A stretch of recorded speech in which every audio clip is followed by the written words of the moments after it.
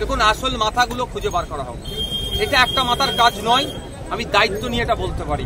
এর পিছনে বড় ষড়যন্ত্র আছে। কারা কারা ছিল ওই সময় ডিউটিরত, তাদেরকে জিজ্ঞাসাবাদ যদি সিবিআই করে তাহলে অনেকে বেরিয়ে আসবে।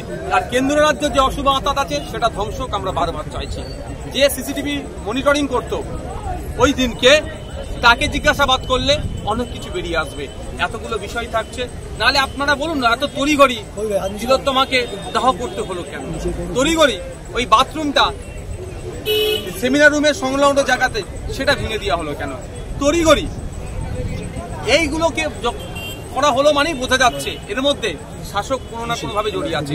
তবে শাসক কিভাবে জড়িয়ে আছে, আমার যতটুকু অবজার্ভ, আমি যতটুকু জানতে পেরেছি সূত্র মারফত, এখানে শাসকের বড় বড় নেতার বড় বড় দামাল ছেলেরা আছে, যারা ডাক্তারি পড়তে গিয়ে এক প্রকার ওয়ান টাইপ অফ মাতালাতাল বিভিন্ন ধরনের নেশা করত।